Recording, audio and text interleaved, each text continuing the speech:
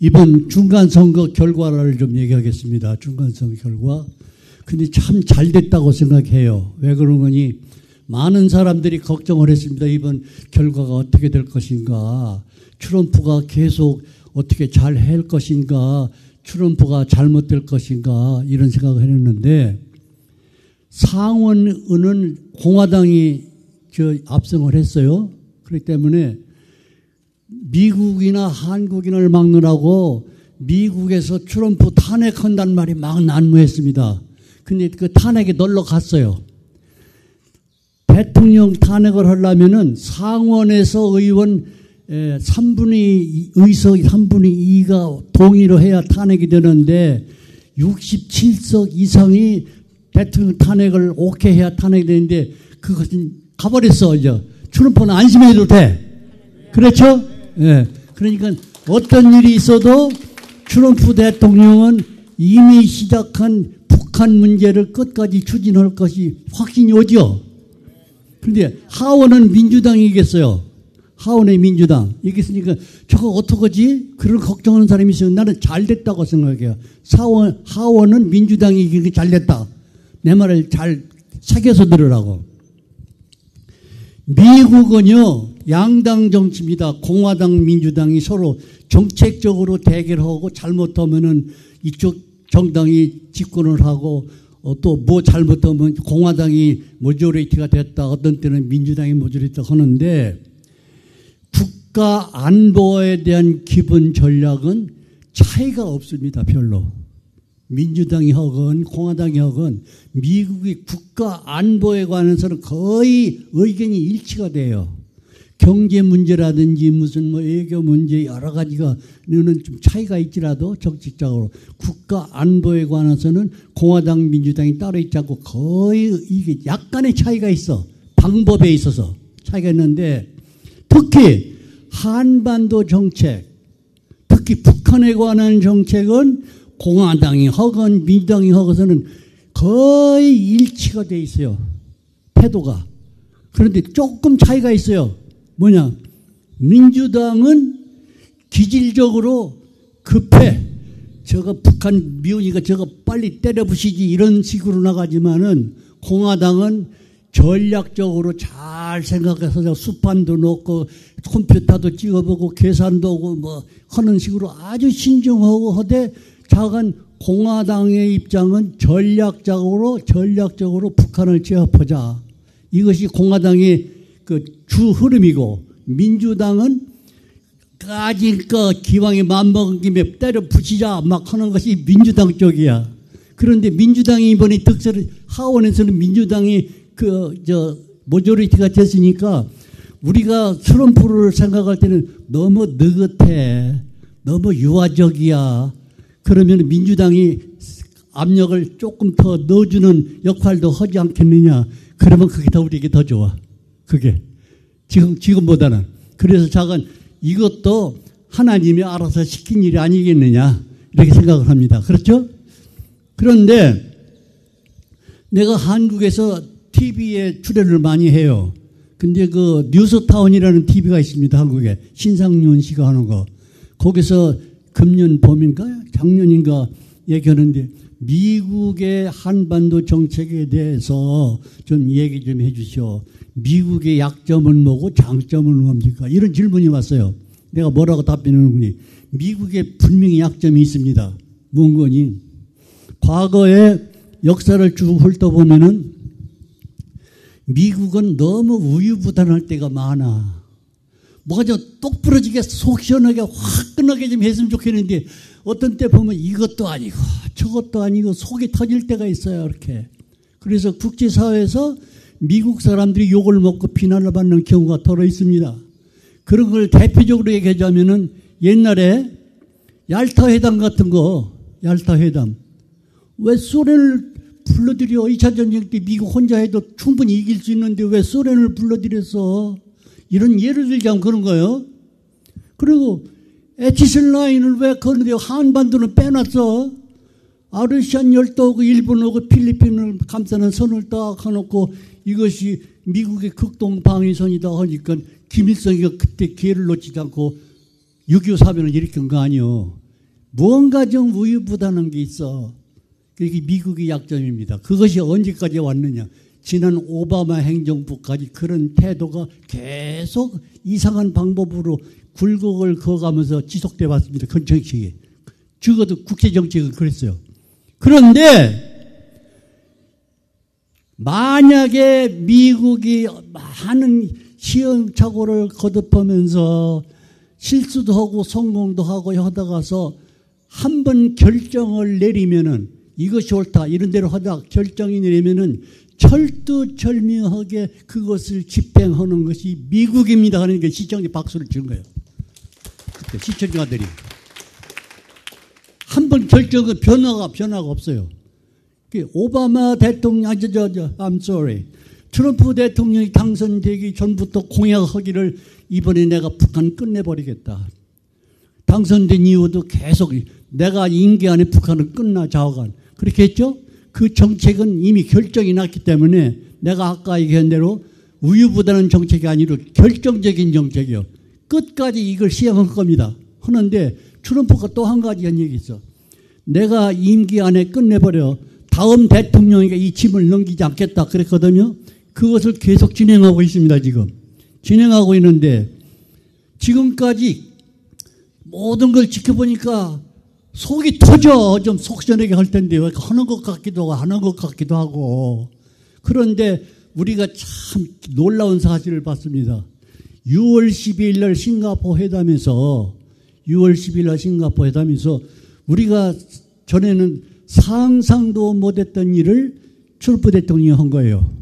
예를 들어서 F-22 비행기가 오키나와에서 떴다, 군산 비행장이 왔다 갔다, 핵 항공모함이 지금 로널드 리건 호가 왔다, 칼 빈센트 호가 또 놀러 온다, 괌도에서 B2 폭격기가 오는데 그것이 핵폭탄이 몇 개를 싣고 다닌다더라. 로미오급 잠수함이 지금 어디에 와 있다. 경쟁했죠. 그러니까 잠깐 이번에는 미국이 북한을 때려잡을 것처럼 그런 것이 다 했는데 그걸 우리만 믿은 게 아니에요. 북한도 믿었어요. 북한도. 이번에 우리가 섣불리 굴다가는 우리 착살난다.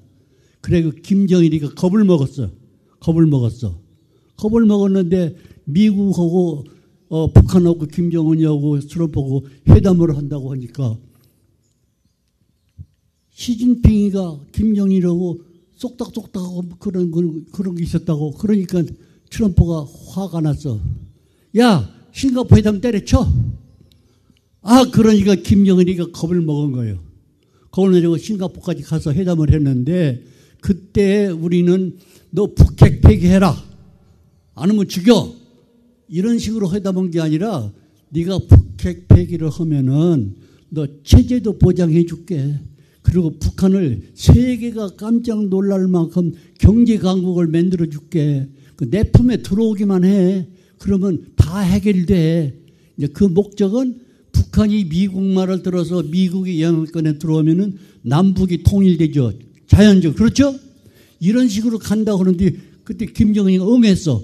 내가 모든 그런 장애물 같은 것을 극복하고 새로운 역사의 전환점을 우리가 새로운 역사를 창출하기 위해서 내가 싱가포르까지 왔습니다. 그러니까 내가 백기를 들고 왔습니다. 그 얘기예요. 미국 편에 들어가가지고 중국을 따돌리고 완전히 미국 마당에 들어와서 미국 전략에 응한다는 그런 사인을 분명히 줬어요. 김정은이가.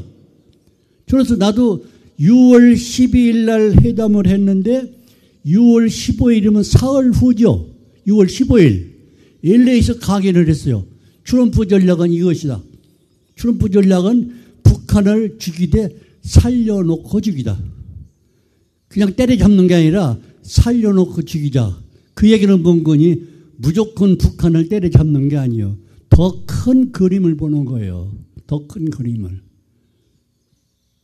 북한이 미국을 제국주의 성냥이 같은 놈 노력했는데 미국에 가서 막 도로도 건설하고 학교도 짓고 병원도 짓고 중량비가 막 가서 땅을 파고 막 그 무지무지한 음식을 가져와서 배고픈 북한 사람들 먹이고 맥도날드 들어가고 코카콜라 들어가고 하면은 북한 사람 눈이 뒤집혀. 가지고 야, 우리는 미국이 성냥인 줄 알았더니 인자 보니까 참 위대한 나라야. 미국의 광신도가 될 것이다. 트럼프 전략은 바로 이것이다. 그 다음에 북한을 끌어한 다음에 자연적으로 체제가 붕괴되고 남북 통일된 다음에 왜 세계 질서를 재편할까? 이런 식으로 강연을 했어요. 얼마나 본지 알아요? 한국에서 유튜브나 공영방송이 시청률이 최고 높을 때 20만, 많아야 25만, 최고로 저면 30만 넘기기 힘들어요. 내가 LA 방송, 6월 15일 LA 방송 75만 명이 봤습니다. 75만 명. 그것도 김평우 변호사가 날 불러다가 그렇게 하는데, 그 다음에 잘 진행될 때 알았더니 그게 아니에요. 김정은이가 꼼수를 부리는 거야. 이렇게 자주 중국하고 짝짝꿍도 하고 어떤 때는 푸틴하고도 짝짝꿍하고 그렇게 한단 말이에요. 그러니까 아이고 이거 트럼프 대통령은 말짱 헛짓이야. 잘할 것 같은 저게 뭔 짓이야. 그러니까 트럼프도 믿을 수가 없구만. 별 수 없네. 김정은한테 끌려가. 이런 식으로 사람들이 이해를 했습니다. 그런데 트럼프 대통령은 김정은이가 무슨 짓을 하건 시진핑하고 만나건 말건 푸틴하고 어쩌고 하건 말건 눈 하나 깜짝 안 씁니다. 눈 하나 깜짝 안 해요. 느긋하고 보입니다. 왜 그러냐? 때가 되면은, 타이밍이 되면은 다 스케줄이 있는데 뭐라고 나오는 거니? 지금 한국에서 뭐 인사가 나한테 얘기를 하기를, 지금 트럼프는 김정은이의 피를 말리고 있다. 김정은이 피를 말리고 있다. 김정은이가 믿는 것은 중국이야. 때로는 아시면 러시아에서 푸틴도 만나. 아니면 남쪽의 문재인 대통령이 아주 적극적으로 자격을 좀 짝짝적으로 잘하고 있어. 그러니까 저런 식으로 살아나갈 것이야. 그렇게 그러니까 트럼프 대통령은 잘 노네.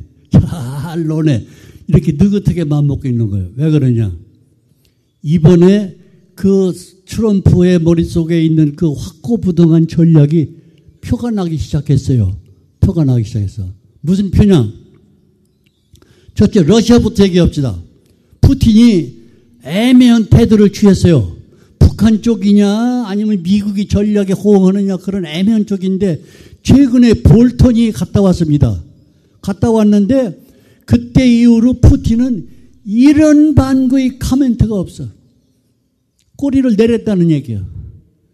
그런데 그 외에 무서운 정보가 또 있어요. 최근에 트럼프 대통령이 뭐한지 알아요?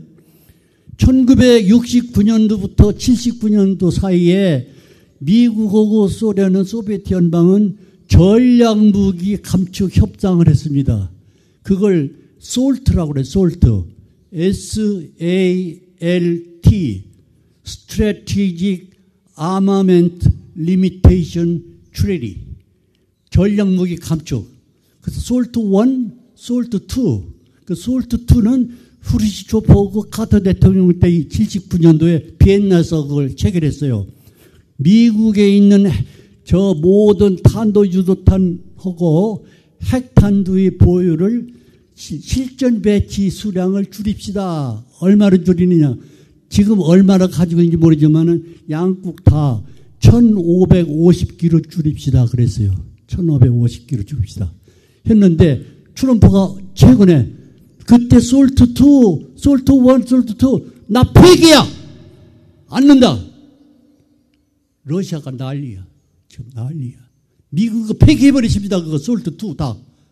지금 미국의 핵탄두가 몇 개인지 아세요? 짐작으로? 장로님이세요? 목사님이세요? 예?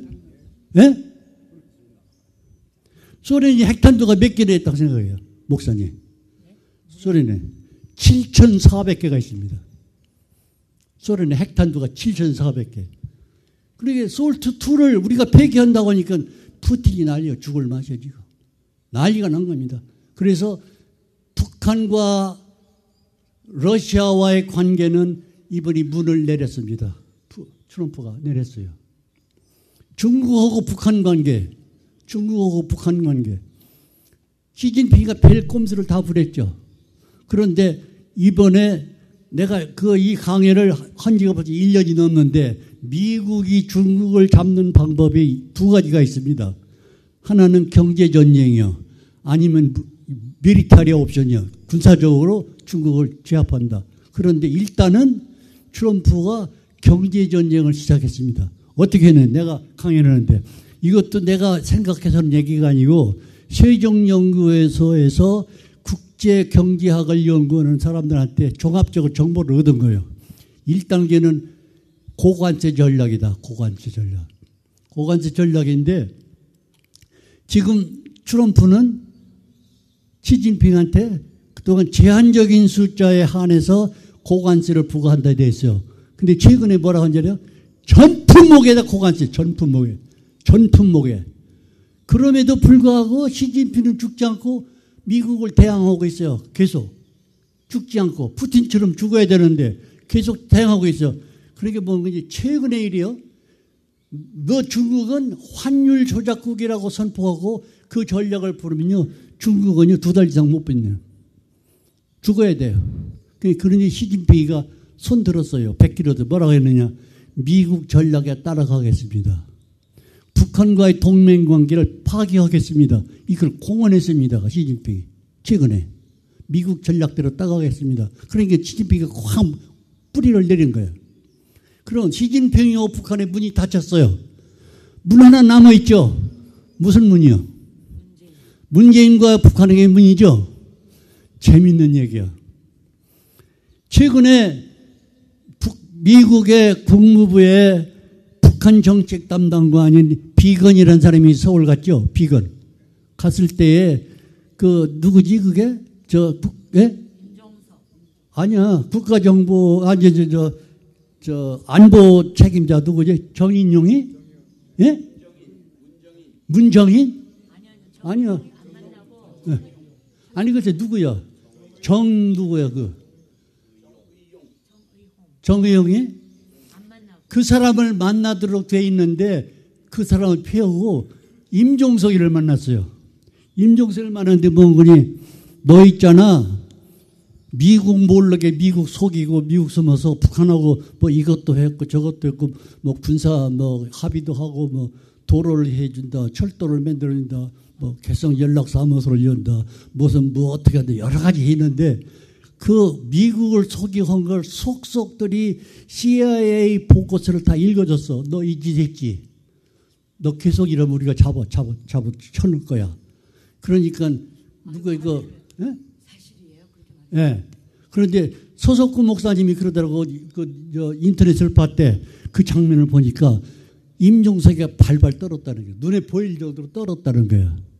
떨어가지고서 앞으로는 북한에게 경제 원조를 하건 군사적인 합의를 하건 무슨 짓을 하건 그 리스트를 제공하라 미국에. 그리고 앞으로는 북한에 대한 모든 전략이나 정책을 결정할 때는 미국과 한국하고 미국하고 남한하고 합의를 할 수 있는 공동체를 형성하자. 협의체를 공성하자. 그러니까 임종석이가 자기가 죽기 싫으니까 승낙을 했어요. 그래서 앞으로는 문재인 정부가 한 발짝도 못 나가요. 북한에 대해서. 돼 있어요. 이분이 비건이 가서 못을 박아버렸어요. 그러니까 앞으로 보세요. 남한은요. 북한을 뭐 해주겠다 뭐 어쩌고 하는 거 앞으로 못 옵니다. 미국이 문을 닫아버렸어요. 그러면 푸틴하고 문 다 내렸죠? 시진핑하고 문 내렸죠? 앞으로 문재인 집단하고 북한하고 문 내렸어요. 문 내렸는데 김정은이 생각에는 아이고 러시아도 남이 됐어.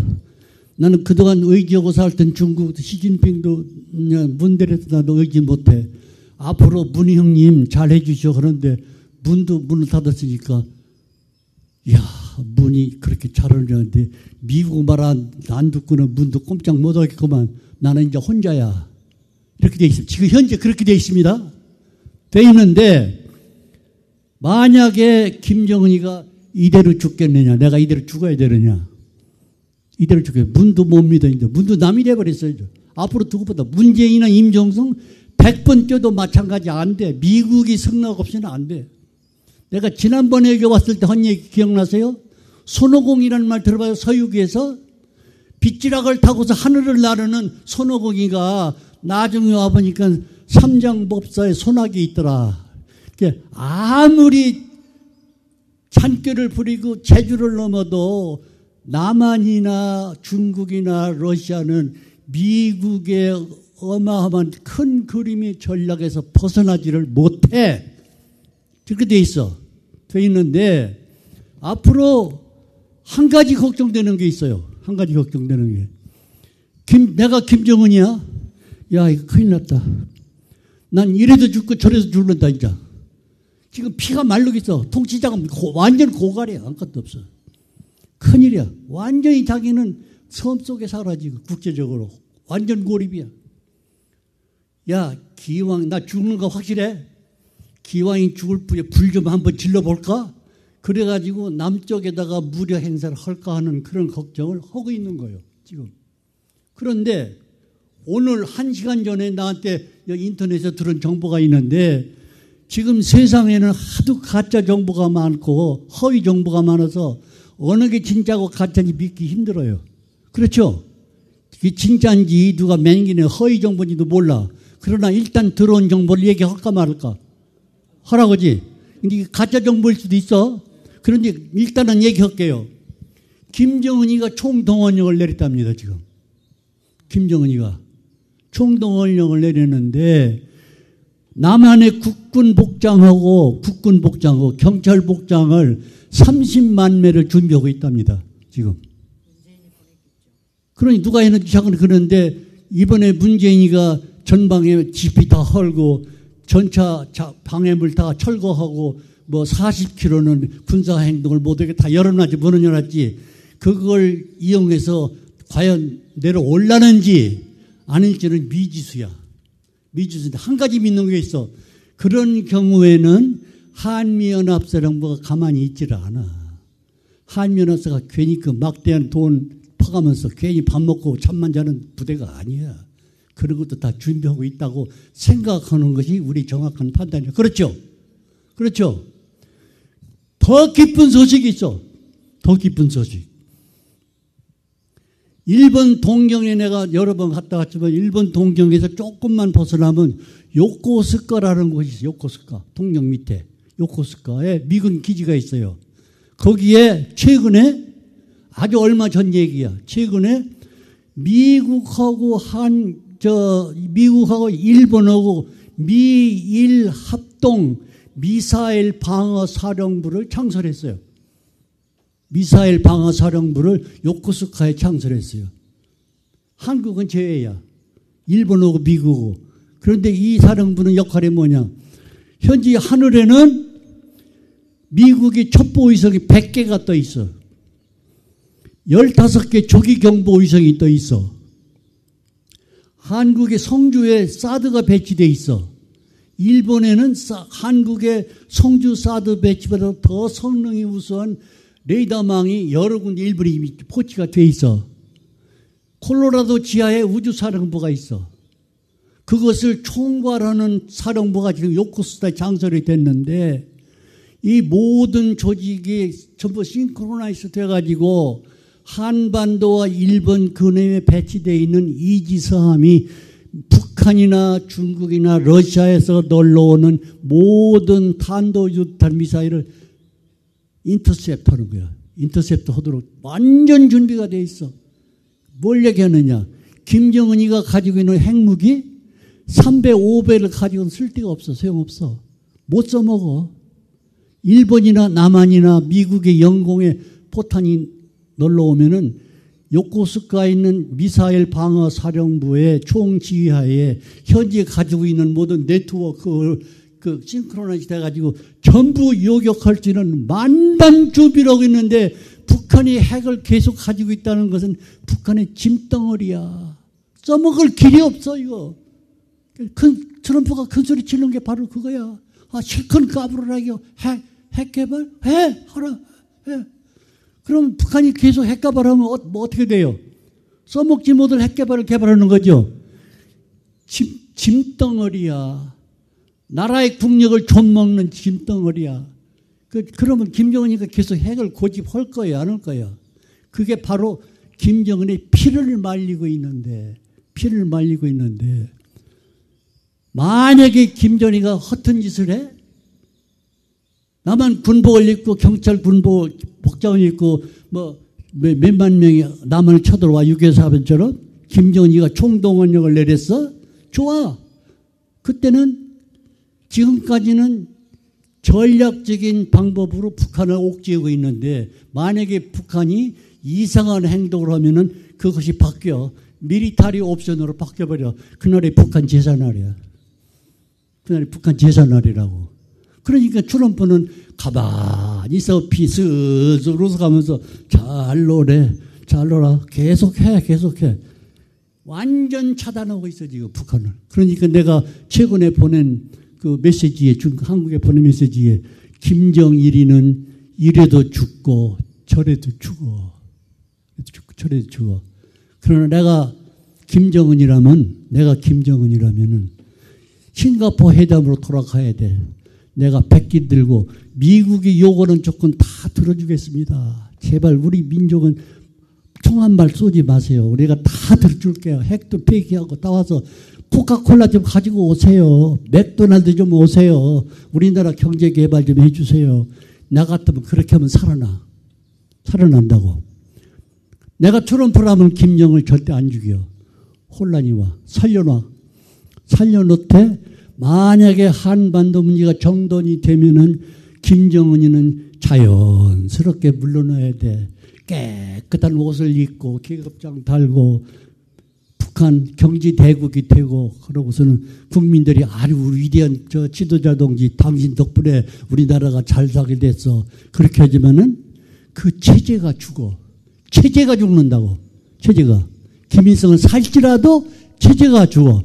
체제가 죽은 다음에는 미국은 말 한마디 할 필요도 없어. 정책도 필요 없어. 총도 쏠 필요 없어. 그러면 국민한테 맞아 죽어. 북한 국민한테. 정돈이 된 후에 너 때문에 너 할아버지 너 아버지 너 때문에 우리 민족이 1,000만 명이 죽었어. 6.25 사변 때. 고난의 행군 때 몇백만 명이고 공개 처형이고 수용소 보내고 해방 이후에 김일성 일가에 의해서 희생된 우리 민족이 1,000만 명. 그러면은 세상이 정돈된 다음에 김정일이가 살아남을 것 같아요? 죽을 것 같아요? 미국 사람은 안 죽여. 저들끼리 죽을 수 있어. 그러나도 그런 걸 무서워서 김정일이 끝까지 거부를 할지라도 내가 하는 말이 다시 반복하면 너는 이렇게 죽고 저렇게 죽어.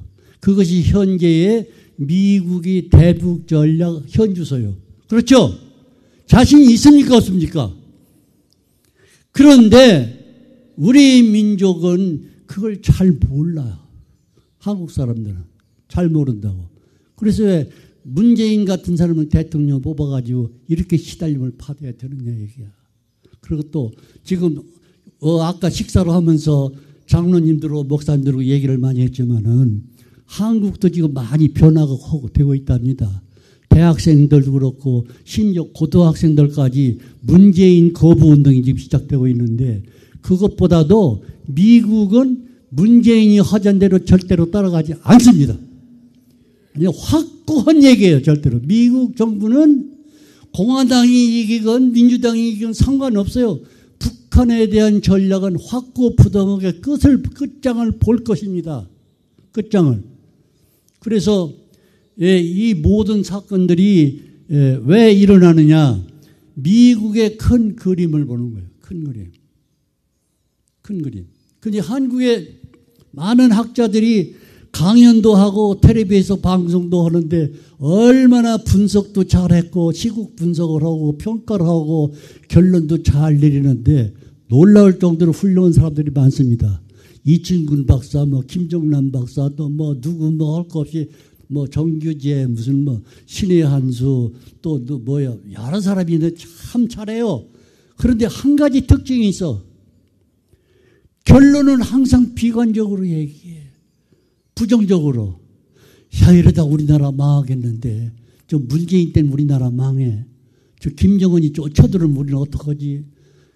맨 이런 소리만 하고, 그러고 돈 있는 사람들은 보따리 싸가지고 뭐 미국으로 뭐 영국으로 일본으로 도망갈 거야. 뭐 이런 얘기는 했었고, 부정적으로 결론을 얘기를 잘 해놓고 부정적인 결론을 얘기해요. 비관적으로. 마이클 리는 정반대야. 항상 긍정적으로 결론을 내리는, 긍정적으로 결론을 내리는 거. 그게 하나님의 뜻이요. 왜냐하면 하나님을 아는 사람은 그렇게 할 수가 없어. 우리가 다 똑똑하고 잘나서 되는 게 아니야. 우리나라가 지금까지 살아온 것이 우리 민족이 잘해서 된 거 아니에요. 다 하나님 덕분에 잘 살은 거야. 나는 하나님을 믿기 때문에 그런 얘기를 하는 거라고. 박수 좀 쳐봐. 그래서 미국의 전략은 현재 이것은 좀 집약적으로 얘기합시다요. 미국이 트럼프가 대통령이 당선된 이후에 미국의 국제 전략은 세계 질서의 재편이야. 세계 질서의 재편. 지금까지 해온 그거를 가지고 안 돼. 그래서 나는 한국에서 마포에서 어느 교회에서 강연할 때 곧 인류 역사에 지각 변동이 옵니다. 그런데 그 사람들이 뭔지를 이해를 못해요. 이해를 못한다고. 그 지각 변동이 시작이 됐어요. 지금. 트럼프는 세계 역사를 지금 바꾸고 있는데 어떻게 바꾸느냐. 남아메리카, 북아메리카, 카나다, 멕시코, 브라질, 아르헨티나, 남은 별로 상관 안 해도 돼. 별 볼 일 없는 나라 그냥 그대로 놔도 상관없어. 골치 아픈 나라가 지금 어디요? 유럽도 그대로 놔도 저들끼리 적당히 잘 살아. 힘들 때도 있고 잘 될 때도 있지만 적당히 살아. 골치 아픈 지역이 어디요?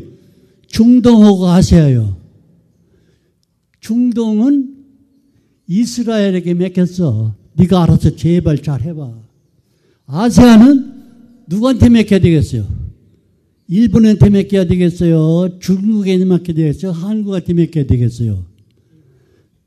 한국에 점 찍었어.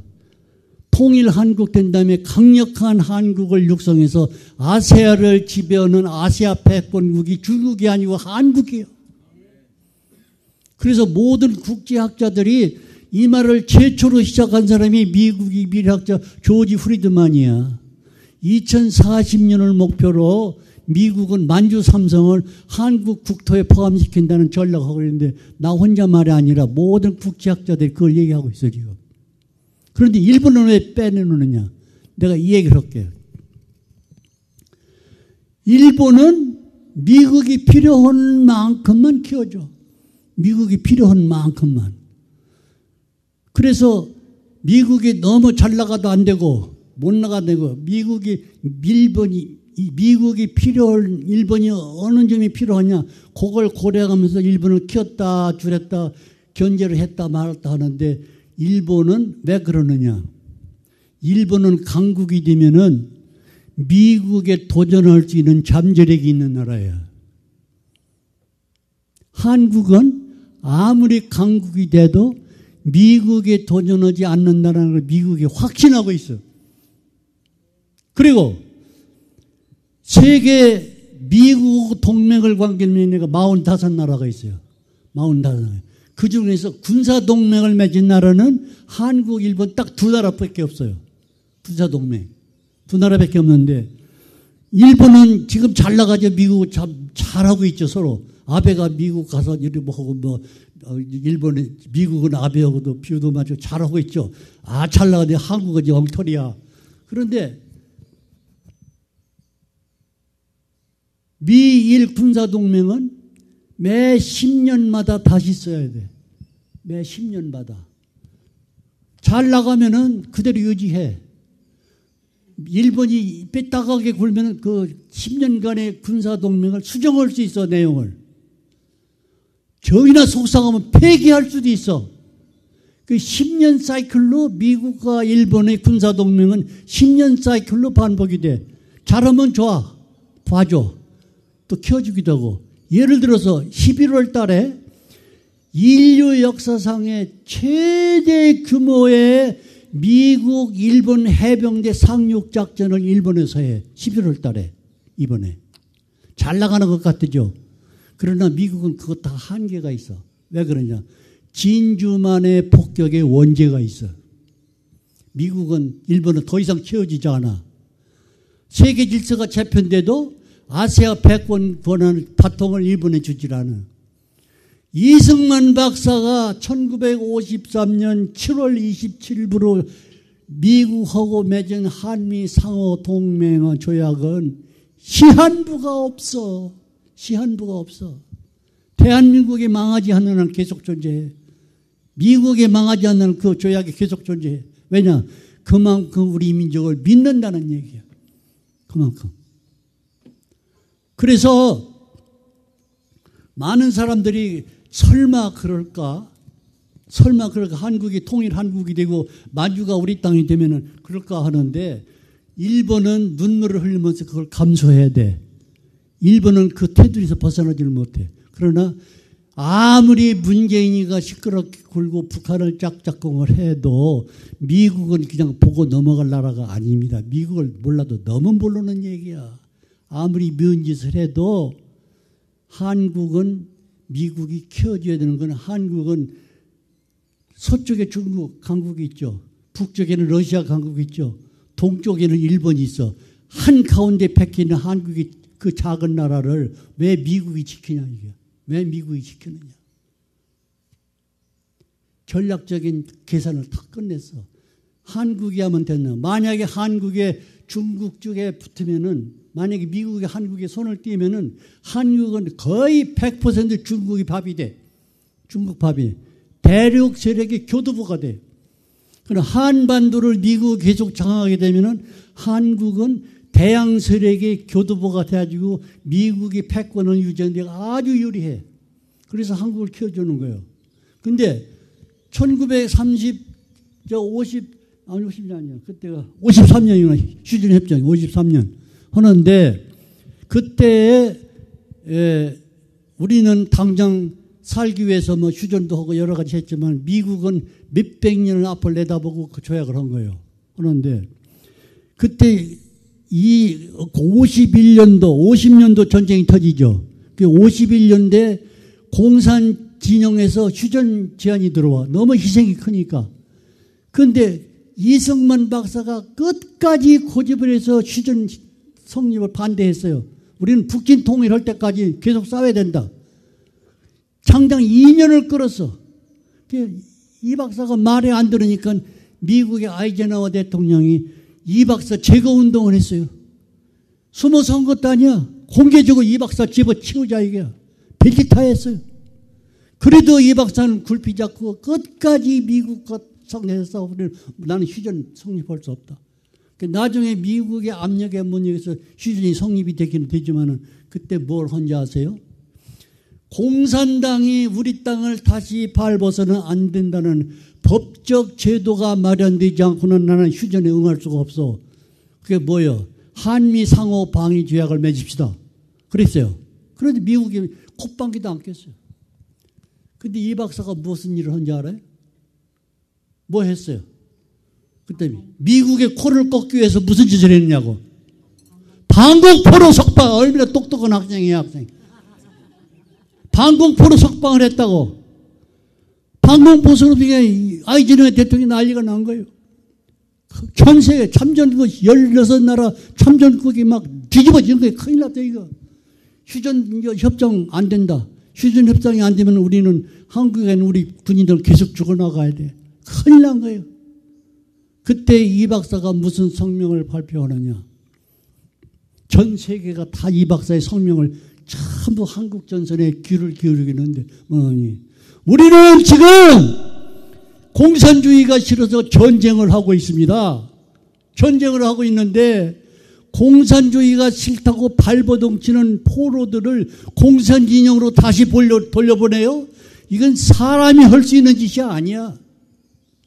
나는 우리 국민을 사랑하는 대통령으로서 반공포로 석방은 지극히 당연한 조사라고 생각한다. 그러니까 무슨 일이 생기느냐. 이때 하나님이 또 작용을 하죠. 미국에 있는 모든 교회가 이승만 박사 지지 성명을 발표해. 그러니까 아이젠하워 대통령이 정신이 나가 큰일 났다 이거지. 이거 어떻게 수습해야 되겠느냐. 고민하는데 바로 직후에 미국에 있는 학계에서 이승만 박사는 위대한 전략가고 정치가라는 글을 또 발표하니까 아이젠하워 대통령이 꼬리를 팍 내리는 거예요. 이걸 어떻게 방법을 수습해야 되겠느냐. 휴전을 결국은 성립을 하게 되겠는데 이 박사가 제안한 상호 방위 제약을 빨리 마무리 줘라. 그래가지고 53년 7월 27일부로 휴전 협정이 조인이 돼. 변형태 외무부 장관이 워싱턴에 가서 그 문서에 조인해가지고 협정이 체결돼요. 그리고 54년 11월 18일부로 발효가 돼. 그런데 이걸 잘 알아야 돼. 한미 상호 방위 조약은 우리나라가 살아남을 수 있는 척주야, 척주. 한미 상호 방위인데. 문재인 정부는 그거 파괴하자고 그러죠. 미친놈들이야. 정신 나가도 보통 나가는 거야. 그래가지고 어떻게 한국 같은 그 밑바닥 같은 나라하고 세계를 제패하는 미국 같은 강국하고 상호라는 말, 뮤추얼이 뮤추얼. 상호 방위 조약을 체결할 수 있느냐 말이야. 안 되죠. 대학 교수하고 유치원 1학년하고 관계를 맺는 거 똑같은 얘기야. 그래서 나는 강연할 때마다 그 상호 방위 조약은 이승만 박사의 개인적인 카리스마와 인간적인 비중이 한 사람이 미국이라는 거대한 나라의 국력과 대등한 역할을 했다는 얘기야. 박수 좀 쳐봐. 이런 위대한 대통령을 우리가 대통령으로 모셨어. 그런데 우리 국민이 그런 이승만 박사를 죽이고 있어 지금. 대통령 생일 국경일도 아니고 48년 8월 10일 건국기념일을 한 번도 지킨 일이 없어. 김구를 살리고 이승만을 죽여. 우리나라가 해방되고 독립된 것이 상해 임시정부의 결실이요, 이승만 박사의 대미 외교의 결실이 어느 쪽이요? 이 박사 결실이죠. 여러분 람보라는 영화 봤어요? 람보 봤지? 영화. 에? 봤어 안 봤어?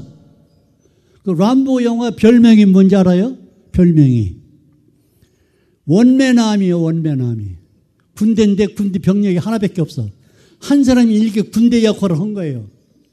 이승만 박사 혼자 40년간 미국 정부로 상대해서 미국과 맺어진 그 끈끈한 정과 그 신임과 그 카리스마가 대한민국을 지키고 붙드는 역할을 했는데 그 위대한 이승만 박사를 우리나라 역대 정부가 다 죽였어. 조봉암 같은 사람은 대한민국 건국 초기에 진보당 창당한 조봉암 알아요? 조봉암? 알아요? 이영훈이라는 대법원장이 노무현 때 조봉암에 사형받았죠. 사형 받았는데 조봉암은 간첩이 아니기 때문에 이 사람은 억울하게 죽었다고 해서 무죄로 판결을 뒤집어가지고 조봉암의 가족에게 29억 7천만 원의 보상금을 줬어. 조봉암이는 애국자로 뒤집어버렸어. 한데 조봉암이는 분명한 북한 간첩이에요. 그 배경 얘기 좀 할게요.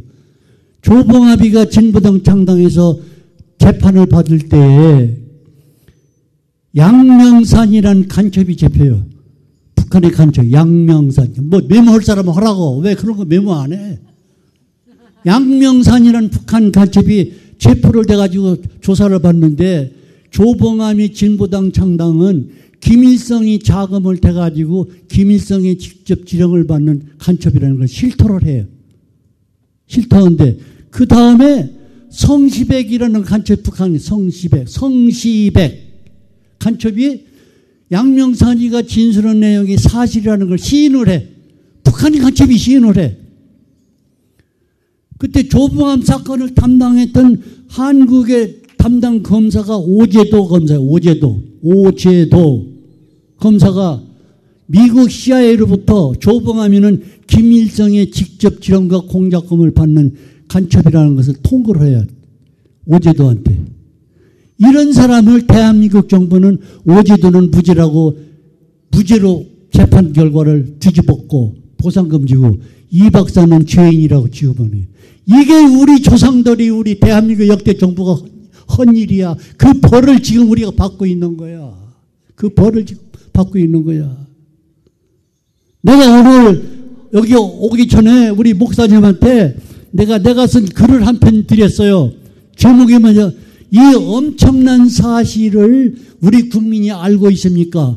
이 문서를 드리는데 거기 보면은 과거에 우리나라를 뒤집어 엎기 위해서 북한이 파송한 모든 간첩들이나 빨치산은 전부 민주투사로 둘갑을 씌가지고 보상금을 주고 우리나라 애국자들은 전부 죄인 취급하는 법원 판결 결과를 내가 드렸는데 여러분들 나하고 동일한다면은 그걸 전부 카피를 하나씩 읽으라고. 우리 이 박사 위대한 대통령인데 왜 죽이고 있지 지금까지? 예? 참 말도 안 돼. 우리는 제발 정신 차려가지고 우리 대한민국 자랑스러운 대한민국을 지킬 줄 아는 국민이 되어야 됩니다. 이 박사 우리 위대한 대통령이에요. 위대한 대통령. 그래서 이 박사가 1954년도 7월 28일 와싱턴에 가가지고 미국 상하원 합동연설에서 연설을 하는데 정치인, 군인들, 학자들, 대학 교수, 일반 민간인이 얼마나 모여들었는지 앉을 자리가 없지, 쓸 자리가 없이 꽉 찼는데 국회의원이 가보니까 들어갈 자리가 없어. 그러니까 경비 보고 내가 국회의원인데 내가 못 들어가면 어떡해. 그러니까 뭐라고 하는지 알아요? 그러니까 빨리 일찍 왔어야 되죠. 일찍 왔어야 되죠. 그렇게 이 박사가 인기가 있었어요. 40분간 강연하는데 33번의 기립박수를 받아. 우리 이 박사가. 첫마디 뭐라는 줄 알아? 우리나라를 공산 침략으로부터 지켜준 미국에 대해서 진심한 감사를 드립니다. 진심으로 감사를 드립니다. 그리고 내가 오늘 이 자리에서 특별히 감사할 분들이 따로 있습니다. 뭐라고 했어요? 죽음의 한국전선에 사랑하는 딸과 사랑하는 아들을 보내준 모든 미국의 어머니들에게 감사합니다. 다 울었어. 이것이 미국과 한국과의 관계예요. 이것이 미국과 한국과의 관계예요.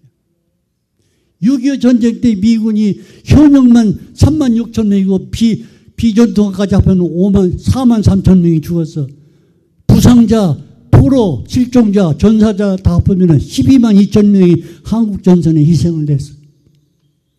지금도 북한 때는 5천 명이 넘는 미국 병사가 북한 땅 흙 속에 묻혀 있어 지금. 과거 70년 동안 1년에 200억 불이 넘는 어마어마한 돈을 한국을 지키기 위해서 미군이 주둔하고 있어. 그러니 성조기를 불태우고 반미운동을 해? 말이 됩니까? 이거 빨리 뜯어 고쳐야 돼. 우리가 지금까지 하는 방식으로도 안 돼. 문재인이 하는 식으로도 안 돼. 혁명을 해야 돼. 혁명. 정신을 바짝 줘야 돼. 그런 젊은 사람들이 그래서 마음속에 단단히 각인을 하라고. 우리나라는 더 다시 살아나야 된다. 위대한 대한민국으로 살아나야 된다. 그 방법은 이승만 박사의 건국이념, 이승만 박사의 건국이념을 지켜야 돼. 세 가지 말할 수 있는 사람 손 들어봐. 이 박사의 건국이념이 세 가지가 뭐냐? 철두철미한 반공주의야, 반공주의. 그 다음에 아무리 생각해도 미국과 같은 강대국이 편을 들지 않고는 우리나라는 살아남을 수 없으니까 미국과 관계를 설립하자고 해서 대미외교를 40년을 했어. 1인 대미외교. 단체도 아니야. 혼자 투쟁해. 단독 투쟁. 40년간 철저한 대미외교. 첫째는 반공, 두 번째는 대미외교, 세 번째는 기독교 정신이에요. 기독교 정신. 우리나라는 기독교로 시작한 나라예요. 세계 많은 나라들이 있지만은 건국을 시작할 때 기도로 시작한 나라는 대한민국의 유일한 나라입니다. 유일한 나라. 1948년 5월 10일 날 선거를 하죠. 50선거. 5월 31일 날 지원 국회가 열어요. 국회를 열었는데 그때 이승만 박사가 초대 국회의장이 당선이 돼가지고 이제 개원 국회가 이제 열렸어. 지금 국회가 열렸는데 이 박사가 단에서 올라가서 이제 사회를 보는데 첫 마디가 뭔지 알아요? 우리나라가 해방이 되고 독립이 되는 것은 우리가 내 덕분도 아니고 우리 국민이 덕분다고 하나님이 보호하랬던 것입니다. 그러면서 종로 각구에서 당선된 이은영 목사를 불러내서 목사님 나오십시오. 감리교 목사였어. 이은영 목사 나오시는 그분이 탄상에 가서 우리나라가 5천년 역사 가운데 최초로 탄생하는 국민국가, 민주주의 국가가 탄생하는 국회 개원연설에서 이은영 목사의 기도로 시작돼. 기도로. 하나님께 감사하는 기도로. 성남시에 가면 국가문석고가 있어요. 두 개에서 국가문석고, 대통령문석고 두 개가 있어요. 세종연구소 바로 옆에 있기 때문에 내가 알아. 거기서 왔다겠네. 우리나라 국가문석고 문서에 국가문서 1번지가 이은영 목사의 기도문이야. 이런 나라가 있지를 않아. 기독교로 시작한 우리나라가 하나님의 뜻을 제대로 받들지 못해서 지금 이렇게 시달리고 고생을 하고 있는 거예요. 그래서 내가 항상 강조하는 것은 우리나라 모든 국민이 각성하고 회개하고 눈물을 흘리되 기독교인들이 먼저 앞장서 주시오. 제발 나라를 고치는 기독교인들이 앞장서 주시오. 기도를 하는 겁니다. 기도. 그런데 역사를 보면은 하나님이 역사의 큰 전환점에서 쓸 때는 꼭 하나님 사람을 앞세우더라고. 일반 사람이 아니야. 꼭 사람을 앞세워서 역사가 변해. 예를 들어서 약 200 몇 년 전에 영국의 의회에 윌리엄 윌버포스라는 국회의원이, 젊은 국회의원이 있었어. 젊은 국회의원이. 이분이 영국의 노예거래법을 폐지하는 운동을 해. 노예거래법 폐지 운동을 하는데 아프리카 가서 노예를 잡아다가 팔아먹어가지고 버는 돈이 영국 국고의 41%를 차지해. 노예 팔아먹는 데 버는 돈으로 영국 국가의 41%를 차지하는데 윌리엄 윌버포스가 주장하는 노예 거래 폐지가 몇 개 들어가겠어요? 안 되겠어요. 왕실에서도 찬성 안 해요. 언론도 찬성 안 해요. 국민들도 찬성을 안 했어. 혼자 투쟁을 해. 혼자. 윌리엄 윌버포스. 그런데 이것이 1807년에 영국 의회가 윌리엄 윌버포스가 상정한 노예거래법 폐지안이 통과가 돼. 그러니까 숨은 얘기가 있어. 숨은 얘기. 그 윌리엄 윌버포스를 지지하고 격려하고 푸시한 사람이 목사님이야. 잔 뉴턴 목사라니. 그 어메이징 그레이스 찬송 불러요? 그 가사 쓴 분이 그 잔 뉴턴 목사가 어메이징 그레이스 가사 쓴 분이야.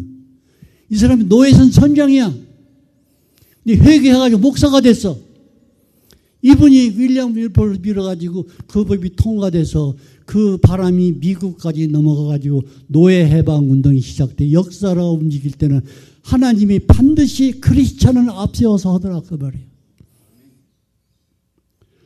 독일이 장벽이 동서에 되게 분단돼가지고 장벽이 서는데 담이 올라가는데 동독에 있는 사람들이 야 큰일 났다. 지금 담이 다 올라가면 우리 도망갈 길이 담이 올라가기 전에 우리 피난 가져서는 동독에서 서독으로 피난 가령이 360만 명이 피난을 가. 360만 명이 피난을 가. 그때 동독에 있는 목사들이 교회 문을 다 닫고 그 대열에서 서독으로 피난을 가. 동독이 너무 살기 힘들고 공산국가에서 너무 힘들어. 목회도 안 되고. 그런데 서독에 있는 젊은 목사 한 사람이 보니까 어떻게 아무리 힘들어도 목사가 교회 문을 닫고서 피난을 가? 그렇게 안 돼. 저건 안 돼. 그 목사 이름이 카스너예요. 컴퓨터에 들어가서 보라고.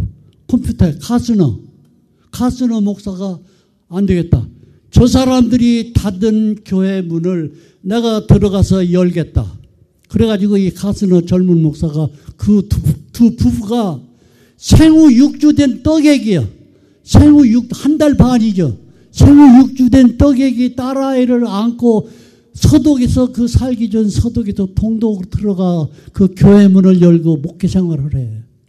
하면서 독일의 눈물을 봐. 독일의 아픔을 보고 거기서 눈물을 흘리면서 독일을 위해서 기도하고 많은 작용을 해. 작용을 해서 독일이 통일될 때는 어떻게 통일? 1990년 10월 3일 우리나라 개천절하고 똑같아. 독일 통일된 날은 우리나라 개천절하고 똑같아. 1990년 10월 3일 날. 어떻게 통일이 되느냐? 동독에 있는 6개 주가 국민투표를 통해서 국민들의 의사를 도출을 해. 누가 강력하게 한 게 아니고 군사력을 동원한 것도 아니야. 국민들에게 물었어. 우리 통일해야 됩니까? 안 됩니까? 통일해야죠. 어떤 식으로 통일해야 됩니까? 그 의견을 물어가지고 통과가 돼가지고 6개 주가 서독 연방정부에 가입하는 식으로 통일이 돼버려. 총 한 방 안 쓰고. 그때까지 우리도 모르고 세상도 모르고 아무도 모르는데 하나님만 아는 한 사람이 있었어. 가스너 목사 일가야. 거기서 그 많은 세월을 시달리면서 동독에서 살면서 독일을 위해서 눈물을 흘리는 기도를 했어. 나중에 독일이 통일이 되죠? 독일이 통일이 돼. 여러분 메르켈 수상이 누군지 알아요? 그때 생후 6주 된 애기야.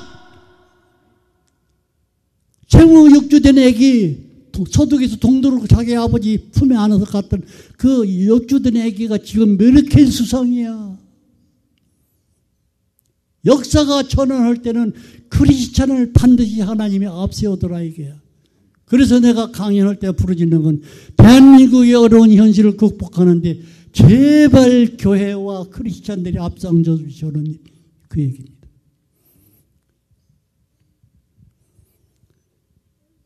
(6.25) 사변이 터졌어.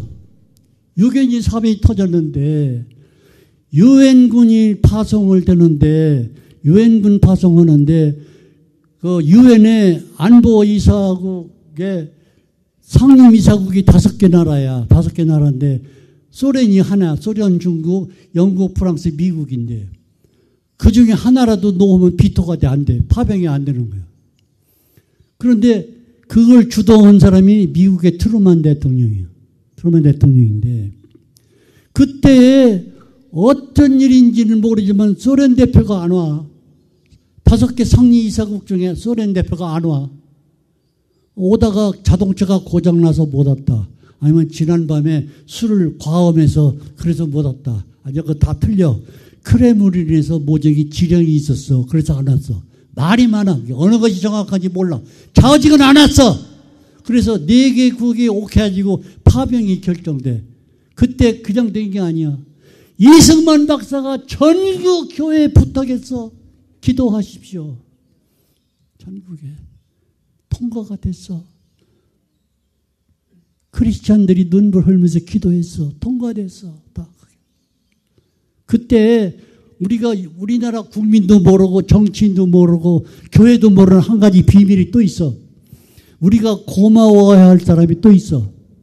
트루만 대통령이 유엔군을 파송할 때 법적 근거를 말하는 사람이 따로 있어. 유엔이 그때 목사님 유엔이 그때 몇 살이요? 유엔이 5살밖에 안 되죠. 5살이지. 대한민국은 몇 살이요? 2살. 5살밖에 안 되는 형님이 2살 먹은 동생을 지키기 위해서 그 어마어마한 병력을 한국에 보내. 16개국이 동참을 해. 미국 단독으로 안 돼. 16개국인데 그 법적 근거를 말하는 사람이 누구냐? 에티오피아의 세라시아 황제예요. 에티오피아의 세라시아 황제가 집단 방위 체제를 유엔에 상정해서 유엔의 헌장으로 그것이 채택이 돼. 어느 나라가 어려움을 당할 때는 당사국끼리 해결하는 게 아니라 그 나라를 돕기 위해서 유엔의 많은 나라가 동시 참여하자는 것이 세라시의 제안인데 세라시의 황제의 그것이 유엔에 채택이 돼서 그거에 의해서 트럼프 대통령이 유엔군을 파송하게 되는 거예요. 그러니까 여러분이 기도할 때도 세라시의 황제의 고마움을 잊지 마세요. 그것도 우리가 알아야 할 일이에요. 좌우지간 그때는 우리 민족이 기도했어. 기도. 내가 지난번에 그 얘기를 했는지 안 했는지 한번 또 해야 되겠네. 그렇죠? 낙동강 전투 때 하루만 지나면 부산까지 갈 파냐. 한국은 끝난다고. 그런데 그때 무슨 일이 있었느냐. 경상남도 도청 소재지에 대한민국 임시정부가 거기 들어가 있었다고. 도청 소재지 건물 안에. 이 박사가 서울에서 피난 나온 목사님이 76명을 초대해가지고 구국기도회를 했어. 구국기도회를. 기도를 끝나고 그 다음날 아침에 일어나보니까 해가 짱짱 떴어. 그동안에는 안개가 끼고 바람 불고 구름이 많이 껴서 비행기가 못 떴는데 기도하던 그 다음날 아침에 일어나보니까 해가 짱짱 떴는데 오키나와에서 B-29가 비행기 떠가지고 외관 서북방에 960톤의 폭탄을 부어버서 인민군 전선이 뚫리고 유엔군이 북진하기 시작해. 기도했어. 우리 이 박사가 주도했어. 그 기도도. 인천 상륙작전 전 세상으로 성공 가능성이 5,000분의 1도 안 된다고 했어요. 만조 간조의 차이가 너무 심하기 때문에 이 아주 작전이 힘들어요. 5,000분이 안 되는데 인천 상륙 작전이 성공했어요, 안 했어요? 했죠? 예? 인천 상륙 작전을 성공했는데 뭐 했냐 알아요? 우리 전국적으로 기도했습니다. 그때 성공해 기도. 어떻게 기도했느냐? 그 대표적인 교회가 부산 초량교회예요. 부산 초량교회에서 260명의 목사 장로가 모여서 8월 말부터 9월 초까지 5일간 회개 기도를 하는데 마룻바닥에 눈물로 쳐졌다고 했어. 나라를 위한 회개 기도. 인천 양주작전 상륙 성공했어. 성공. 구약 성경의 느헤미야를 읽어보면은 느헤미야가 예루살렘에서 핍박을 받고 자기 동족이 핍박을 받고 성은 무너지고 성문은 불타고 우리 남아있는 민족이 그 바벨론에 포로 잡혀갈 때 다 간 게 아니에요. 일부가 남아 있었어요. 그 민족이 시달림을 받고 고생한다는 소식을 듣고 느헤미가 기도할 때 뭐라고 기도했어요? 여기 목사님들 많이 계신데 뭐라고 기도해요? 아버지 하나님, 우리 민족을 그렇게 고생하지 않게 잘 도와주십시오. 우리를 저렇게 고생하고 시키고 핍박하고 방해하는 사람을 물리쳐 주십시오. 그 기도 안 했어요. 아버지 하나님, 우리가 아버지를 배신하고 아버지 속삭인 걸 회개합니다. 기도해서. 잘해달라는 기도가 아니야. 우리 민족의 아버지한테 지은 죄를 회개합니다. 회개 기도를 한 거야. 우리 민족이 정신 차려야 되는데 특히 교회가 더 정신 차려야 돼. 한 가지만 더 얘기해. 예를 들어서 1948년 8월 15일 대한민국이 탄생되죠. 대한민국이 탄생되는데 8월 15일 얼마 안 지나서 12월 12일 48년 12월 12일 오후 5시 파리에서 유엔 총회가 열려. 그때는 유엔 가입국이 55나라밖에 안 돼. 55나라. 그런데 한국 문제가 아젠다에 올라가서 마지막에 토론하게 돼 있어. 오후 5시요. 소련 대표에 비신스키라는 사람이 소련 대표. 비신스키. 유명한 독설가야. 그 의사 진행 방해 연설을 하는 거예요. 계속 하는데 그 사람이 하면은 15분만 지나면 회의가 끝나. 15분 지나면. 그때까지 비신스키를 계속 강연을 하는 거예요. 그걸 영어로는 필리버스터라고 그래. 필리버스터. 그러면 그 비신스키가 정상적으로 강연을 마치면은 한국 문제는 아젠다에서 떨어져 나가. 그런데 회의 연설 도중에 갑자기 비신스키가 치통이 와. 갑자기 말을 못해. 그래가지고 앰뷸런스가 실어가 15분 남았어. 표결에 붙이니까 48개국 찬성, 6개 나라 반대, 한 나라 기권해가지고 대한민국 건국이 거의 만장일치로 한반도 유일한 합법정부로 승인을 받아. 그냥 된 게 아니야! 이 박사가 전국 선포에서 기도했어, 그때. 전국에 선포해서 기도했다고. 이런 역사를 우리나라가 모르기 때문에 이 박사를 죽이고 있어, 지금까지. 조봉암이 같은 간첩은 애국자로 둔갑을 시키고, 이 박사 같은 위대한 우리 건국 국부는 지금도 죽이고 있어. 지금도. 주여. 목사님, 주여. 속사님, 주여. 우리 이 박사 도로 살려야 돼. 건국 기념일도 지키고, 우리나라 국보의 생일을 국경일로 지켜야 돼. 조지 워싱턴의 생일은 미국 국경일이야. 김일성 생일은 다 알아. 김정일 생일도 다 알고. 한국에서 3월 26일 날 몇 년 전에 강연을 하는, 노천에서 강연을 하는데, 마침 그날이 3월 26일이요. 3월 26일이 무슨 날인지 아는 사람 손들게, 야, 압니다! 그래. 그러게. 천안함 폭침 4주년 기념이라고 그러대요. 맞다. 또 무슨 날인지 아는 손들어가 아무도 없어. 안중근 의사가 여순 감옥에서 순군 103주년 기념일이 오늘 3월 26일이요. 또 아는 사람이 있어. 아무도 없어. 내가 뭐라고 하냐. 당신들 신발 신고 집으로 가시오. 오늘 내 강연 들을 자격이 없어. 왜요? 그러니까 우리나라 국보 이승만 박사의 생일을 당신들이 기억 못한다는 게 당신들 대한민국 국민 맞서 안 맞서. 이런 형편이라고 한국이. 왜 이렇게 우리 국민들이 멍청하게 살았냐 이게. 오늘 이 순간부터는 여기 참석한 여러 어르신들, 젊은 청년들, 대한민국의 정체를 정확하게 알고 나라를 바로잡는데 제발 앞장서 주기를 부탁합니다. 그래서 이렇게 역사가 진행됐는데 느헤미야가 기도한 것처럼 우리는 회개 기도를 하고 우리나라가 바로잡기를 위해서 기도하는데 천만에 우리 힘으로 안 되니까 미국의 트럼프 대통령을 하나님이 앞세워서 우리 민족의 운명을 지금 바로잡고 있는데 우리는 트럼프를 위해서 기도하고 트럼프가 잘해주기 위해서 기도하고 그분을 지지해야 됩니다. 욕하지 마세요.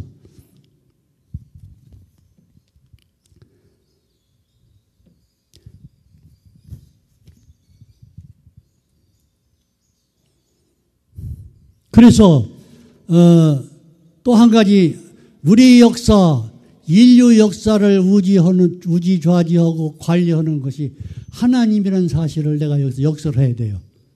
사람이 힘으로 안 돼요. 미국의 이스라엘의 남북쪽으로 갈리죠. 북쪽은 사마리아의 수도를 하고 이스라엘 왕국이 쓰고 남쪽은 예루살렘을 수도로 하는 유다 왕국이 쓰는데 북쪽은 아수리아에게 멸망을 당하고 남쪽은 유다 왕국에 의해서 멸망당하죠. 멸망. 예? 바벨론에 의해서 느부갓네살 왕 때 망하죠. 망하는데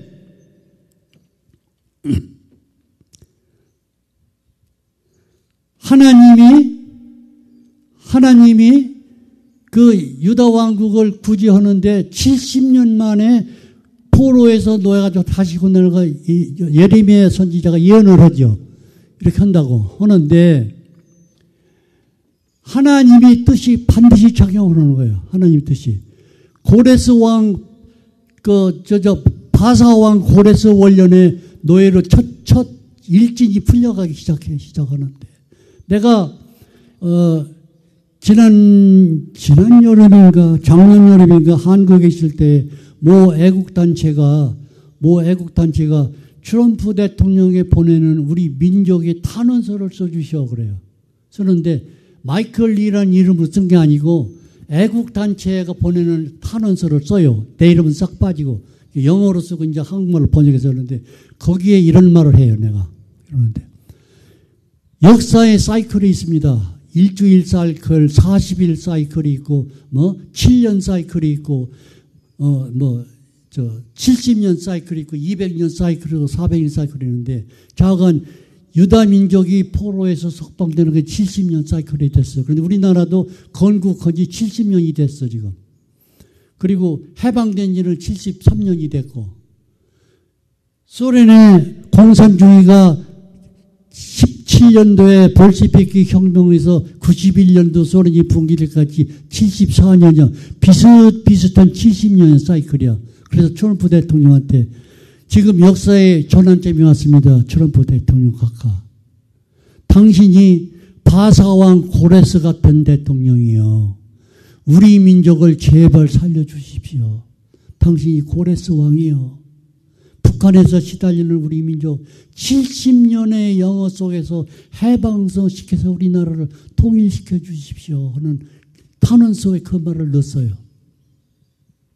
그러면서 뭐라고 하는지 아세요? 그러면서 우리나라가 지금까지 잘 살고 번영하고 세계를 호령치는 경제 강국이 됐는데 다 이게 미국 덕분이 아니겠습니까? 정말로 고맙습니다. 정말로 고맙습니다. 미국 정부의 책임이 있습니다. 내가 부른 거예요. 미국의 과거의 대외 전략에 시행착오가 많은데 가장 중요한 시행착오, 우리 민족의 운명에 관계되는 시행착오 세 가지만 얘기할게요. 얄타 회담이야. 1945년 2월 12일 얄타 회담에서 루스벨트 대통령이 스탈린에게 태평양 전쟁에 참가해달라고 부탁한 거야. 이게 잘못이야. 미국 단독으로도 분명히 태평양 전쟁에 미국이 승리할 수 있는 모든 계산이 나와 있는데 루스벨트 대통령은 너무 아플 몸 대통령이 너무 힘들으니까 소련 보고 참전해달라고 하는 거예요. 소련이 너나 깜짝 안 했어. 8월 6일 날 나가사키에 원자폭탄이 터지니까 일본이 항복할 것이 거의 확실하니까 이 얌체스런 소련이 8월 8일 날 대일 선전포고를 해요. 대일 선전포고이기 때문에 15일 날 항복하지 일본이. 그 소련이 얼마 동안 참전했어요? 일주일 참전하고 연합군 행세를 하는 거야. 연합군 행세. 이게 미국이 실책이야. 그렇게 하지 말았어야 되는 거야. 그런데 그때 무슨 일이 있었느냐. 일본이 항복하자마자 미국은 백악관에서 대통령하고 주요 장관들을 모여서 한반도 문제를 지금 토의하고 있는데 이때도 하나님이 작용을 하신다 얘기야. 아무도 그런 일을 하는 사람이 없는데 내가 미국에 와보니까 74년도에 내가 보따리를 들고 미국에 이민 왔는데 보니까 미국에 와서 보니까요. 대령, 중령, 소장 이건 전부 쫄병이야. 그 위에는 장관에다가 부장이나 무슨 국장이다, 대통령이다, 부통이다 전부 밑에 전부 대령 정도는 쫄병이더라고. 어디가 말빨도 함부로도. 한국에서는 대령이면 아주 높은 사람이요. 근데 미국은 이게 쫄병이야. 찰스 본스틸 대령이 미 육군 작전국의 정책과 과장이야. 찰스 본스틸 대령. 딘 러스크 중령은 선임장교야. 작전국 정책과 과장 찰스 본스틸 대령. 딘 러스크 중령. 찰스 본스틸 대령은 한때 한국의 8군 사령관에 눈 한 짝 없는 대령 기억나세요? 이렇게 눈 없는 사람. 그 사람이 그때 대령이야. 딘 러스크는 케네디 대통령 때 국무장관을 역임하는 사람이야. 이 두 사람이 한반도 지도를 들고 대통령이 주재하는 회의실에 성낙 없이 문 열고 들어가서 NO! 안 됩니다 이게. 얄타 회담의 합의는 일본이 항복하면은 미군 지상군에는 최전방에서 반경을 긋고 소련군 지상군 최전방에서 반경을 해서 일본군 무장 해제라고 약속한 거예요. 약속인데 그때 오키나와가 미 육군의 최전방이야. 일본 전체는 미군 관할구역이 돼. 한반도는 제주도까지 소련 관할구역이 돼버려. 청진까지 와 있으니까. 그러면은 분명히 이 조선반도는 소련의 위성국이 됩니다. 이거 안 됩니다. 안 됩니다. 지금 부동항을 찾기 위해서 소련은 눈이 시뻘게 하고 있는데 이게 좋은 게 한국을 포기합니까? 그때 조선이죠. 조선반도를 포기합니까? 안 됩니다. 소련군이 남한에서 한국에서 조선반도에서 일본군 무장해제하는 거 반대입니다. 그러니까 대통령이 야, 이 자식들아, 너희들이 여기가 어딘지 알고 들어와. 그런 얘기 한마디도 않고 네 말이 맞다. 어떻게 되겠느냐. 그래서 거기서 회의가 완전히 방향에 바뀌어가지고 이 문제를 어떻게 처리할 것이냐 상의한 것이 청진까지 왔으니까 어떨 수 없는 거예요. 얄타회담의 약속도 있고. 그래서 다시는 더 못 이르게 막은 것이 38도선이야. 그때 이 두 장교가 아니었더라면 우리는 과거 70년 동안 김일성이와 김정일이 지금 같으면 김정일의 통치를 받았어야 돼. 여기 앉아 계신 목사님 한 사람도 살아있는 사람 없어. 다 죽었어요. 대한민국의 교회 하나도 안 생겨. 우리 민족이 얼마나 비참하게 살았을까요? 반토막이지만은 미국이 실책으로 한국이 반토막이 됐지만 그래도 남한을 구제한 것이 하나님이 뜻인데 하나님이 젊은 장교 두 사람을 시켜서 하더라 이거예요. 그래서 남북 분단이 미국 책임이라고 우리 남북 분단은 소련하고 미국의 공동 책임이 천만의 말씀. 남한이라도 구해주는 걸 고맙게 생각해야 되는데 미국의 삿대질하면 되겠냐 이거예요. 이것이 미국의 대외 전략의 시행착오의 첫째. 그 때문에 우리나라 우리 민족이 운명에 관계없이 우리는 70년간 고생을 한 거예요. 두 번째 시행착오. 1950년 정월 달에 미국 국무장관이 애치슨이에요. 아라스카의 아루시안 열도하고 일본하고 필리핀을 감싸는 선을 이렇게 딱 그어놓고 이것이 아루시안 애치슨 라인이다. 한반도가 빠져있어. 그때 김일성이가 옳거니 때가 왔구나. 미국은 한국에 관심이 없어. 그러니까 우리는 이참에 무력으로 남조선 해방하고 적화통일하자 해서 스탈린하고 모택되는 고삼아지고 6.25 사변을 저질렀잖아요. 6.25 사변. 이게 미국이 실책이야. 그때 한반도를 왜 빼내? 한반도. 왜 빼는지 아세요? 1945년도 해방이 돼가지고 미국이 들어와서 군정정을 설립해가지고 48년 대한민국이 탄생할 때까지 대한민국 탄생의 산파 역할을 미국이 했죠. 분명하죠. 49년도 6월 30일 미군이 다 철수해. 이 박사가 반대했어. 그런데 미국이 말 안 들고 떠나버렸어. 50년대 6.25전쟁이나 한반도. 왜 그런지 알아요? 그때 미국의 정부는 미국이 돌봐야 할 나라가 16나라가 있어. 16개국. 한국은 서열이 13번이야. 한국 서열이 13번. 16개 지원 대상국 중에서 한국은 서열이 13번이니까 한국에 관심이 없었던 거예요. 그러니까 한국 빼놓고 일본하고 필리핀 써가지고 애치슨 라인을 닦은 거예요. 이것이 미국의 실책이야. 우리 민족에게 고통을 준 실책의 하나. 두 번째 실책. 세 번째 실책 뭔지 알아요? 세 번째 실책. 6.25 사변 때 이승만 박사의 말을 들었어야 돼. 휴전협정을 해서는 안 되는 거예요. 그때 밀고 이런 데 갔으면 그때 통일됐어요. 그런데 미국의 압력에 의해서 결국 휴전이 성립이 됐는데 그 바람에 우리나라가 지금까지 공산당에게 시달림을 받고 있는데 70년이라는 세월이 흘렀으면 정신을 차리고 나라를 잘 다독거리고 지키고 우리 명예를 지켜서 이렇게 위대한 대한민국을 잘 지켜야 하는데 우리 역대 정부와 국민들은 멍청한 짓만 했어. 남북 분단 관리만 했어. 통일 전략을 한 일이 없어. 북한 해방 전략 한 일도 없고. 북한이 시비 걸으면 그때마다 그걸 땜지르고 막는 방어 전략만 했지. 북한에 우리가 먼저 시비를 걸고 북한이 따지는 쪽으로 가야 되는데 우리는 노상당하고 북한이 시비 걸면 그거 때우는 그런 전략만 해요. 분단 관리 전략을 한 번도 안 했어. 말도 안 되는 짓 했어. 그것을 뒤집은 사람이 박근혜 대통령이야. 통일준비위원회를 정부에 만들었어. 그 통일 전략을 시작하고 많은 것을 박정희 대통령이 시작을 했는데 뺄갱이들이 지금까지 저들이 잘하는 것 같지만 박근혜를 그냥 놔두면 큰일 나게 사니까 그래서 박근혜를 끌어내린 거예요. 이걸 국민들이 깨닫지를 못하는 거예요. 박근혜가 잘못해서 나간 게 아니에요. 잘못한 것도 있겠지. 그렇지만은 박근혜 대통령은 대한민국이 정통성이 있어. 잘하고 잘못이 문제가 아니야. 박근혜 대통령이 떠난 다음에 청와대를 누가 차지한다고 하는 것은 그때 판국으로 다 뻔히 보여서 빨갱이 들어갈까 뻔히 확실한 데인데 왜 청와대를 떠나냐. 그런데 우리나라 사람들은 멍청해서 내가 황교안 얘기를 또 할까 말까 해야 되지.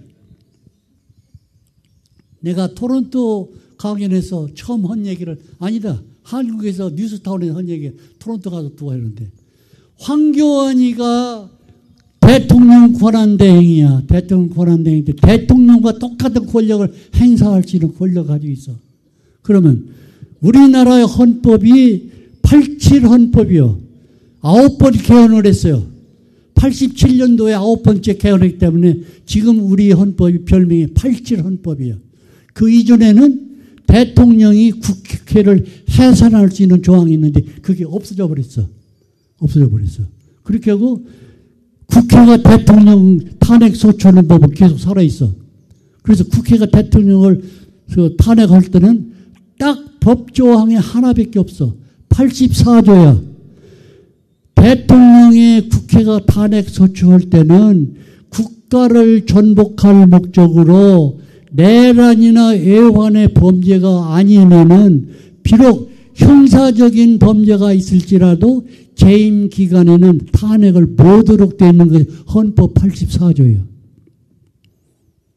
그런데 헌법재판소 판사 8명이 뭐라고 해놓은 거니 헌법 84조는 이런 방법이 언급 없이 뭐라고 했는 거니 대통령은 헌법 수호의 의지가 없어 보임으로 없어가 아니야 없어 보임으로 파면한다 그랬거든요. 우리나라 어느 법조항에 헌법재판소가 대통령을 파면할 수 있는 권한을 줬습니까? 대통령 파면을 헌법재판소가 할 수 있는 권한이 없습니다. 대법원도 없습니다.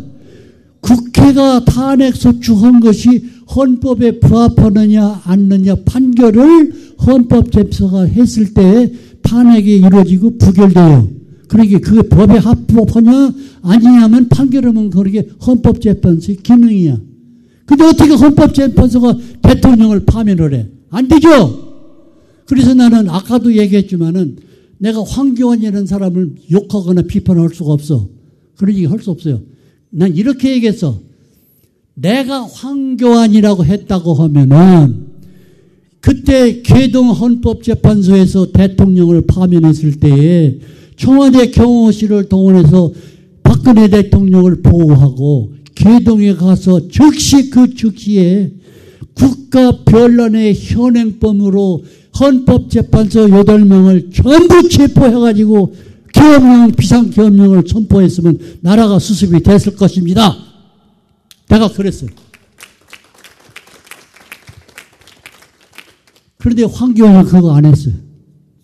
오늘 처음 들은 얘기야. 오늘 처음 누구한테 들은 얘기. 황교안이가 왜 그렇게 했는 거니? 지가 다음에 대통령 한번 하려고 그랬다는 게라. 우리나라 사람들이 왜 정치인이나 법률가나 학자들이 왜 이렇게 멍청하냐 말이야. 그때 황교안이가 제대로 했더라면 우리나라 이런 혼란이 오지도 않아서 벌써 수습이 됐어. 어쨌든 간에 엎질러진 물이야, 이제. 엎질러진 물인데 우리나라 현재 돌아가는 꼴을 보면은 야당이나 여당이나 학자나 군인이나 누구를 만나려고 전부 멍청이들이야. 정말 멍청이들이야. 속상해, 정말로. 잠도 안 오고 벽에다 머리를 부딪히고 싶어. 그럼에도 불구하고 우리가 부르짖고 기도하고 하는 이유는 미국의 대북 전략의 확고부동한 사실을 믿어. 그걸로 끝나면 안 돼. 트럼프를 어떻게 확실히 믿어? 말로는 믿지만 사실 그것도 아니야. 우리는 하나님의 사람들이야. 하나님을 의지하는데 하나님이 역사 속에서 우리 민족을 여러 번 구해주셨어. 앞으로도 그렇게 확실히 믿는 거야. 우리는 하나님을 믿고 있어. 여기는 교회야. 여기 참석한 거의 대부분이 크리스천들이야. 우리의 사명을 확실히 합시다. 하나님께 부르짖읍시다. 여러분, 범죄가 발생했으면 어디다 신고를 해야 돼요? 어디다 전화해요? 경찰서 하죠? 맞죠? 불나고 화재가 났으면 어디다가? 소방서도 해야죠. 나라가 망하려고 할 때 어디다 전화 걸어야 돼요? 예? 전화번호 알아요? 알아요? 몰라요? 모른다고 해봐. 솔직하게. 몰라? 내가 일러줄게. 적으라고 했다가. 333 걸어. 333. 왜 웃기만 해? 그쪽. 나라가 망할 때는 전화 걸을 때가 있는데 그 전화번호가 333이야. 예레미야 33장 3절을 읽어봐. 뭐라고 써있는지. 나에게 부르짖어라. 나에게 부르짖어라. 내가 놀랍고 너희들이 감히 상상도 못하는 놀라운 일을 너희들에게 보여주면 내가 내 부르짖는 기도를 응답하며 그랬어요. 그게 예레미야 33장 3절이야. 나라가 망할 때 이렇게 태평하게 살아서는 안 돼. 태평하게 살아서는 안 돼. 눈물을 흘리면서 느헤미야처럼 무릎을 땅에다 꿇고 하나님 앞에 회개 기도하는 그런 움직임이 우리 교회에서 일어나야 됩니다. 우리 민족이 그렇게 운동을 해야 됩니다. 천만다행히도 지금 세계 정세, 미국의 대북 정책이 그 방향으로 흘러가고 있어. 지금 소련이 아니지 지금 러시아지. 러시아와 북한의 문이 닫혔어. 푸틴이 완전히 꼬리를 내렸어. 솔트 계약 취소한다는 선포 이후에 푸틴은 이런 방구 입을 띄지 못해. 중국의 환율 조작국으로 우리가 앞으로 경제 압박을 했다. 중국 상품 100% 고관세 부과했다. 시진핑 딱 내리고 트럼프한테 전화 걸어서 미국 전략을 우리가 따라가겠습니다. 앞으로 북한과의 동맹관계도 폐기하겠습니다. 문 닫아버렸어. 문재인하고 김정은이 문도 닫았어. 임종석이한테 너 까불지 마. 앞으로 북한하고 무슨 하려면 미국의 승낙 없이는 한 발짝도 못 가. 문 닫았어. 김정은이는 지금 죽을 맛이야. 피를 말리고 있어. 이래도 죽고 저래도 죽어. 제발 김정은이가 이런 위기를 돌파하기 위해서 미국 품에 신발 벗고 팍 뛰어들었으면 참 좋겠지만은 그게 아니고 불장난을 할까 봐서 걱정하는데 그것도 대비를 하고 있는 걸로 알고 있어. 또 한 가지 마지막 한마디만 더 얘기하고 얘기를 끝마칠게요. 뭐냐? 미국이 전략적으로 북한을 목을 조이고 까부르면 군사적으로 미국의 전략자산을 다 총동원해서 때려 부시겠다. 이것도 있고 여러 가지요. 있는데 그거 아니고 북한 스스로 폭삭망하는 일도 있어. 그것을 미국이 말이나 생각만으로 하는 게 아니라 미국의 공포는 안 됐어. 미국이 북한 스스로 망하는 그 전략도 트럼프 전략의 일부로 들어가 있어. 그건 말과 생각만 하는 게 아니야. 지금 북한 내에서 미국이 모종의 비밀 공작도 진행되고 있는 것으로 믿고 있어. 그래서 이 모든 그림이 하나님의 역사야. 하나님의 역사가 왜 일어나느냐? 우리 기도의 덕분이야. 우리 기도의 덕분. 여기 나이 많으신 어르신들 졸탁동시라는 말 들어봤어요?